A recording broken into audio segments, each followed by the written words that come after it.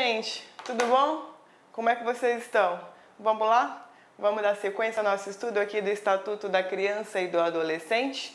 Queridos, vamos iniciar nosso estudo da segunda parte, da lei do Estatuto da Criança e do Adolescente, já no capítulo do direito à convivência familiar e comunitária. Os artigos, que veiculam, que regulamentam esses direitos, eles estão estabelecidos entre o artigo 19 e o artigo 52D do ECA. Nos nossos slides, nós vamos colocar para vocês, nós vamos estudar aqui aqueles artigos e aquelas classificações que possuem uma incidência de cobrança nas provas maior, ok? Então veja, meus queridos, que nós temos, como formas de constituição de família, 3 maneiras. Então nós trabalhamos com a família formal, que é aquela família constituída através do casamento. Trabalhamos com a ideia de família informal, que é aquela constituída através da união estável. E aqui, pessoal, com a ressalva de que a união estável entre pessoas do mesmo sexo são reconhecidas como família também. E temos aqui a família monoparental, em que é constituída por apenas um pai ou uma mãe, ou um representante legal. Então veja que esse rol, pessoal, ele é um rol exemplificativo, porque o artigo 226 da Constituição Federal, ela traz para nós o princípio da pluralidade de famílias, ou seja, nós não temos um rol fechado, não existem apenas só essas 3 formas de constituição familiar, ok? Mas essas 3 formas de constituição são aquelas que possuem uma incidência de cobrança nas provas maior, ok? Dentro desse contexto da família, meus queridos, nós poderíamos então conceituar a família como sendo, o resultado do eudemonismo. O que é eudemonismo, pessoal? Eudemonismo significa direito à felicidade, mais a socioafetividade, aqui relações de afeto, Dentro do direito da felicidade, nós também temos aqui no eudemonismo a afinidade, ok? Então já vi ser cobrado em provas, a terminologia eudemonismo. Eudemonismo, portanto, significa busca pela felicidade, ok? O Estatuto da Criança e do Adolescente nos traz uma classificação trinária das famílias, que nós já sabemos agora que não é um rol taxativo, é um rol exemplificativo. Então, olha lá, na família natural, é aquela família constituída através do vínculo formado pelos pais biológicos, ok? Essa seria a família natural.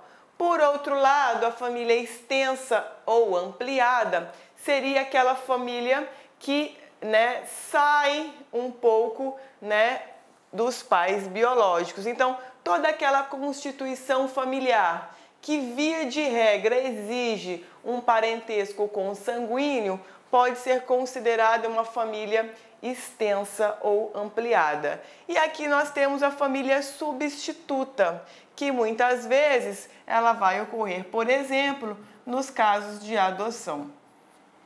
Cada uma dessas formas aqui, no decorrer da aula, nós vamos entender como funciona e quando ela vai ser formada, tá? Muitas vezes a gente vai ver que existem as hipóteses de incidência da suspensão do poder familiar, da destituição do poder familiar. E dependendo da natureza desse afastamento do poder familiar, nós vamos ter também a modificação da constituição dessa família. Nós podemos sair, por exemplo, de uma família natural ir para uma família substituta e assim sucessivamente. Mas não se preocupem que isso não será objeto agora da nossa aula. Primeiro nós precisamos compreender o contexto geral em que se situam as famílias e como elas devem se comportar com relação à criança e ao adolescente, ok?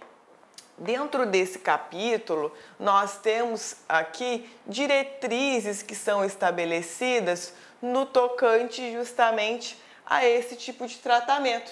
E temos, trazidos pelo Estatuto da Criança e do Adolescente, uma lógica da convivência familiar e comunitária. Então, o ECA, ele raciocina sistematicamente, justamente para atender ao quê? Ao princípio do melhor interesse da criança.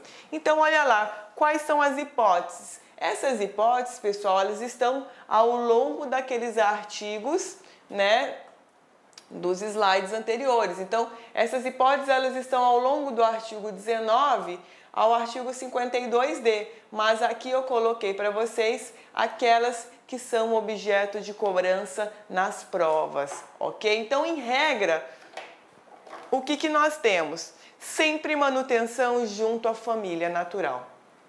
Então, veja, pessoal, que mesmo havendo vários problemas, vários transtornos, o sistema do Estatuto da Criança e do Adolescente visa, num primeiro momento, manter a pessoa, a criança ou o adolescente, junto da sua família natural, da sua família biológica. Então, o Estatuto ele vem traçando uma série de medidas que podem ser adotadas justamente para que se consiga manter, né, esse núcleo familiar aqui constituído, tá? Então, essa é a regra do sistema do Estatuto da Criança e do Adolescente. Agora, nós temos aqui as exceções a essa lógica da convivência familiar e comunitária. Primeiro, as exceções em que eu vou ter uma retirada temporária, ou seja, eu vou deslocar essa criança ou esse adolescente da família natural. Então, primeira hipótese, no caso da família extensa ou ampliada, lembra da classificação do slide anterior? Nos casos de guarda ou tutela, também exceção, eu posso deixar, né, diante desse afastamento aqui do convívio na família natural, deixar a criança ou adolescente com terceiras pessoas, desde que entre a criança e o adolescente hajam afinidade e afetividade, também no caso da guarda ou tutela. Então, veja, no caso da família extensa, na guarda ou tutela, eu vou deslocar essa criança ou esse adolescente, mas ainda existe um laço consanguíneo. Então, por exemplo, né, eu vou ter lá uma retirada temporária da família natural e coloco aquela criança, por exemplo, sob a guarda da avó. Então, eu ainda estou dentro da família extensa ou ampliada. Essa segunda hipótese aqui não, né? São terceiras pessoas fora da família extensa ou ampliada, mas pessoas que possuem um vínculo de afinidade e de afetividade com a criança e com o adolescente. Depois, pessoal, acolhimento familiar, como funciona? É a convivência com duas pessoas por um determinado período. Essas duas pessoas, depois, elas não vão poder adotar caso haja a destituição do poder familiar. Ou seja, se a família natural, porventura, por força de uma decisão judicial, for destituída do poder familiar, ou seja, ela perder o poder familiar, essas pessoas aqui do acolhimento familiar, elas não vão poder adotar, ok? A quarta hipótese é o acolhimento institucional. Então, a criança ou adolescente, elas são afastadas do convívio familiar e elas são encaminhadas para essa instituição. Veja, pessoal, que aqui as exceções, elas são medidas sempre gradativas. Então, houve um problema no tocante à manutenção da regra, que é a criança e o adolescente na família natural. Primeiro passo, vamos procurar uma família extensa, né? Dentro ainda do parentesco consanguíneo, não deu certo. Vamos para terceiras pessoas que possuem afinidade e afetividade com a criança ou adolescente, ou seja, pessoas que já são do círculo de convivência dessa criança ou desse adolescente. Não temos, não deu certo, vamos para outra hipótese, que é o acolhimento familiar. Aqui, duas pessoas que não são do círculo de convivência dessa criança e do adolescente, mas que se candidataram dentro da sistemática do Estado para receber, né, realizar esse acolhimento familiar de crianças e adolescentes. Se esse não for o caso, ou essa não for a solução, ou não deu certo, vamos então para a última hipótese, que é o acolhimento institucional. Então nós temos, né, os institutos que são mantidos pelo Estado para recebimento dessas crianças, né, nas hipóteses em que houve falha, né, em todas essas tentativas aqui de convivência com relação a essa criança e esse adolescente. Então, lembre-se sempre desse detalhe. O acolhimento institucional é sempre a última medida para a criança e para o adolescente, ok? Depois, pessoal, com relação ao poder familiar, como funciona, né? Antigamente, isso era chamado de pátrio poder. Esse nome, ele não existe mais, ele não é mais válido para se atribuir a autoridade ou prerrogativa exercida em face da criança e do adolescente. Hoje, a terminologia correta, a terminologia adequada que é utilizada pelo ECA é poder familiar. Qual é o raciocínio dessa nova nomenclatura? Justamente é a igualdade de gêneros, entre os gêneros pai e mãe. Quando antigamente se atribuía a nomenclatura de pátrio poder, dava a falsa impressão de que somente o genitor era aquele quem exercia a autoridade e quem possuía prerrogativas com a criança e o adolescente. Então veja que por força dessa isonomia entre os gêneros é que hoje nós atribuímos o nome poder familiar, ok? Depois, com relação à falta de recursos materiais, essa falta de recursos, pessoal, por si só não justifica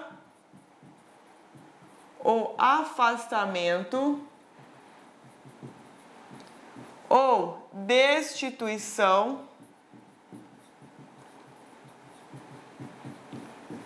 do poder familiar.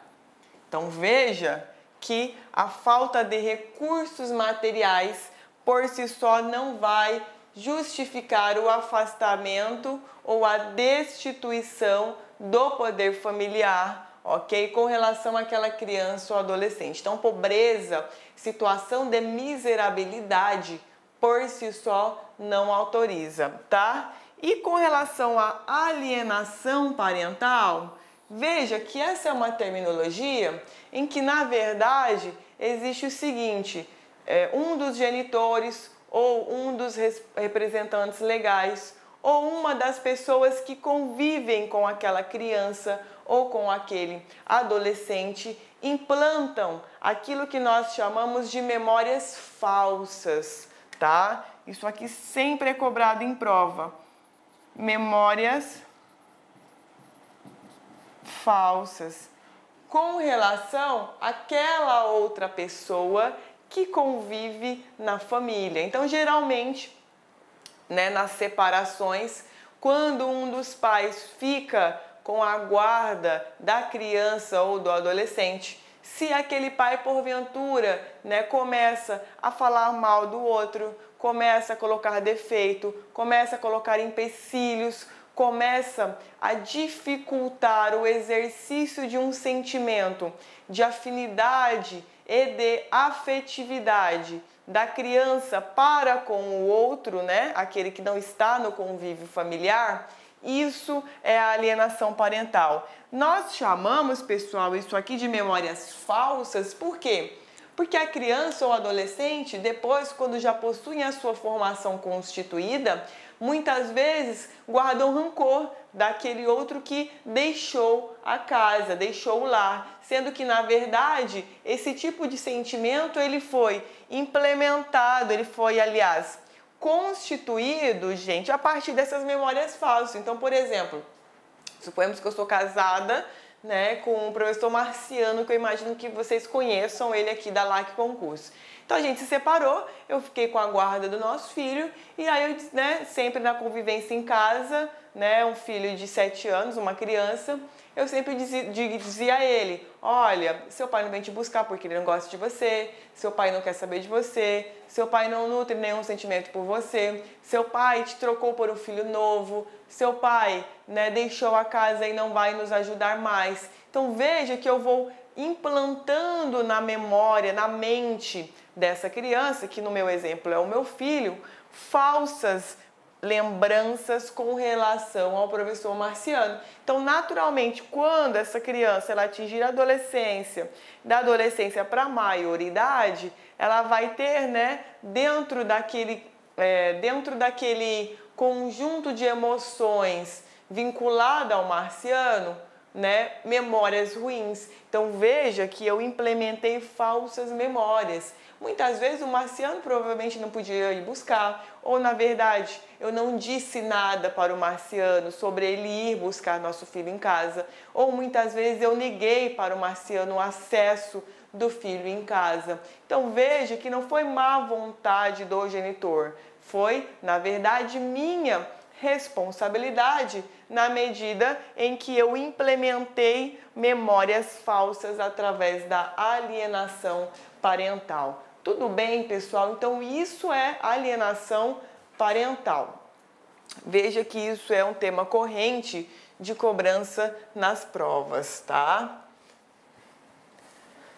Dentro desse sistema, né, do poder familiar e do sistema lógico, né, de convívio familiar, nós temos então, aliás, eu trouxe então, aliás, para vocês os principais artigos. Prometo que não vou torturar ninguém lendo milhares de artigos, são aqueles, pessoal, imprescindíveis que sempre estão batendo aí nas provas de concurso. Então veja, pessoal, os filhos lá no artigo 20, havidos ou não da relação do casamento ou por adoção, terão os mesmos direitos e qualificações, proibidas quaisquer designações discriminatórias relativas à filiação, ok? Com relação ao artigo 21, muito cobrado em provas, pessoal, o poder familiar será exercido em igualdade de condições pelo pai e pela mãe, na forma do que dispuser a legislação civil, assegurado a qualquer deles o direito de, em caso de discordância,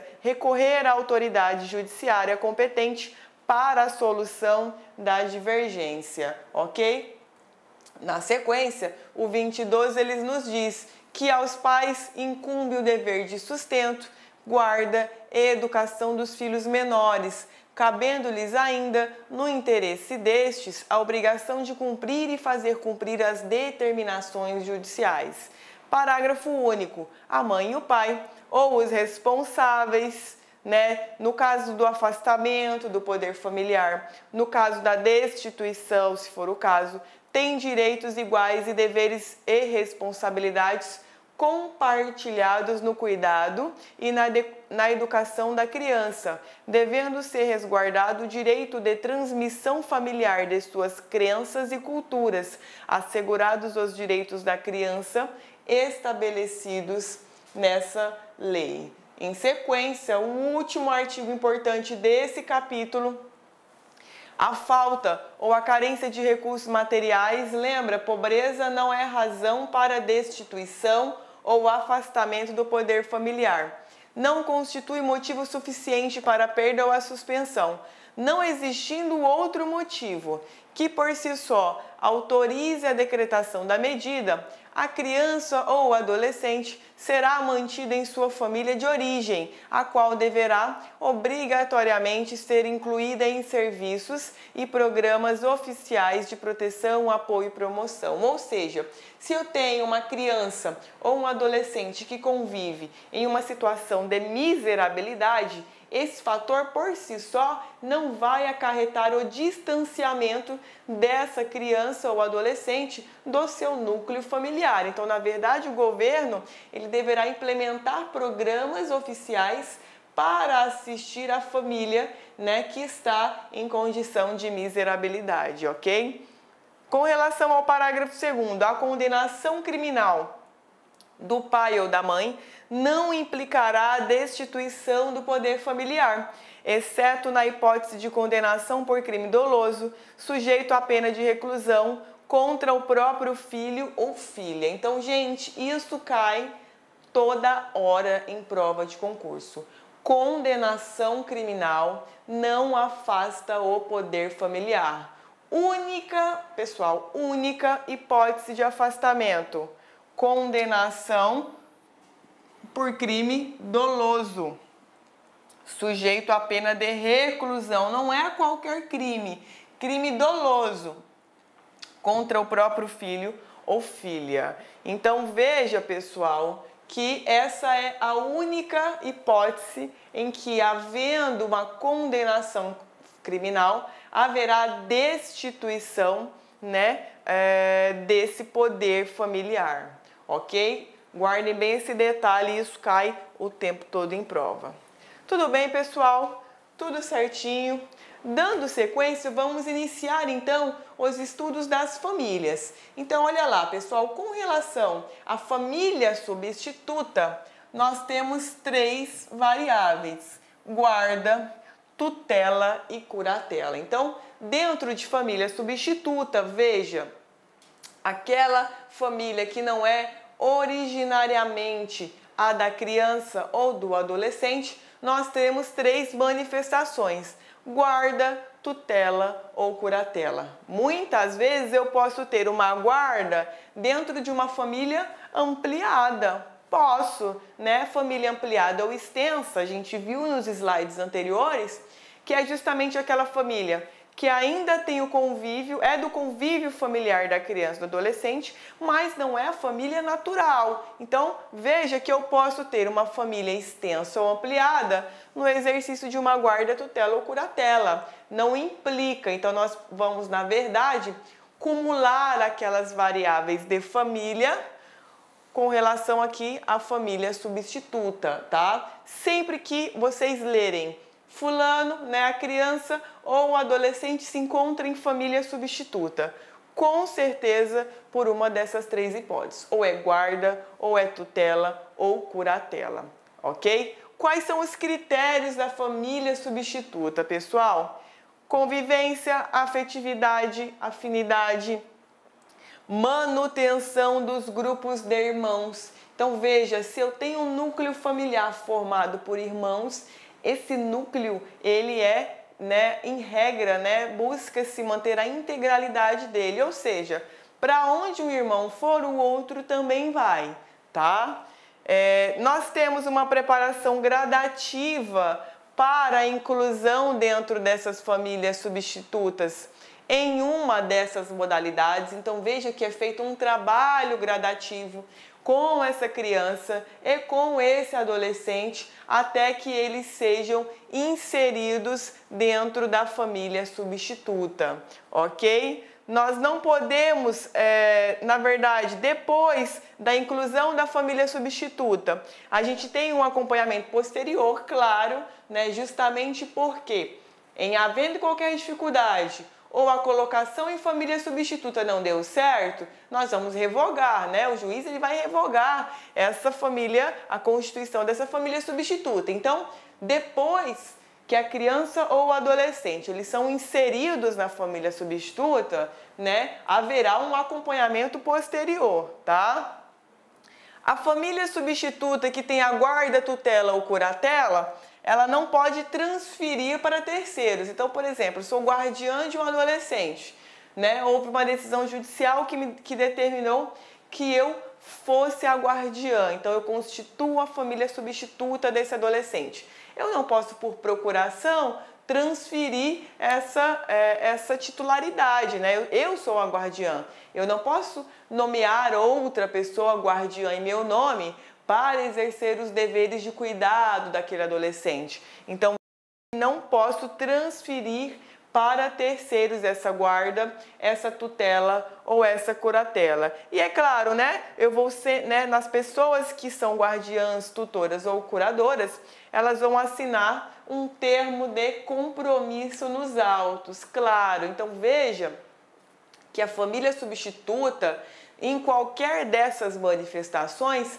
ela vai se consolidar, ela vai se constituir a partir de uma decisão judicial. Então, claro que eu, como guardiã, tutora ou curadora, eu vou ter que assinar nos autos o meu comprometimento com aquela criança e com aquele adolescente no tocante aos meus deveres de sustento, guarda, cuidado, afetividade, afinidade com relação a essa criança ou a esse adolescente, ok? Dentro, né, da família substituta, eu trouxe para vocês aqui, né, o artigo que é gigante, mas é extremamente importante com relação a esse tema que também sempre é cobrado em provas. Então, olha lá, o artigo 28, marquem aí no ECA de vocês. A colocação em família substituta far-se-á mediante guarda, tutela ou adoção, independentemente da situação jurídica da criança ou adolescente. Com relação à adoção, depois a gente vai ver nos termos dessa lei. Sempre que possível, a criança ou adolescente será previamente ouvido por equipe interprofissional, respeitado seu estágio de desenvolvimento e grau de compreensão sobre as implicações da medida. Olá, meus amigos, minhas amigas, sou o professor Luiz Antônio Carvalho, com muito prazer, muita satisfação, estou aqui para fazer um convite muito especial para você que quer estudar com antecedência, com planejamento, com foco para o concurso da Prefeitura Municipal de Cuiabá. Você acabou de assistir um vídeo demonstrativo, não é nem uma aula completa, para você conhecer os nossos professores, os nossos mestres aqui da Lá Concursos. Eu digo para você o seguinte, nós aqui da Lá Concursos, nós estamos fazendo um super curso pré-edital para a Secretaria Municipal de Educação de Cuiabá. Concurso esse autorizado, concurso esse que, segundo o prefeito, deve ser publicado edital ainda no primeiro semestre de 2019. Claro que isso pode se antecipar um pouquinho, atrasar um pouquinho, mais importante que o concurso vai sair. Este nosso curso pré-edital custa apenas 10 parcelas de R$20, é isso mesmo, R$200. Professor, presta, é bom? Cara, testa, vai lá, experimenta que você vai ficar fã de carteirinha da Lá Concursos, né? Prazo de acesso 120 dias. Nesse prazo de acesso, eu quero falar para vocês o seguinte, né? Este curso é um pré-edital básico, que a gente tentou aí montar uma estrutura para atender tanto os cargos de nível médio quanto nível superior. Quando o edital for publicado, né, nesse período aí, se você tiver prazo de acesso válido, você vai ter condições de fazer o seguinte, o upgrade da sua assinatura. A gente vai estar ajustando a custo zero para vocês, claro, dentro da nossa matriz curricular. Professor, depois dos 120 dias, o negócio enrolou. Aí é o seguinte, aí você tem direito a 50% de desconto na renovação da sua matrícula por mais 120 dias. Bacana? Então espero vocês aqui na Lá Concursos, pode ter certeza absoluta. Nós fizemos aí uma campanha aí de sucesso em 2017 na SEDUC. Nós tivemos alunos aprovados dentro do número de vagas. Quase 1.200 alunos aprovados no concurso da SEDUC 2017. Classificado foram milhares de alunos aí. Tudo bem, meus amigos? Um forte abraço, fique com Deus. Espero vocês aqui na Lá Concurso. Tchau, fui!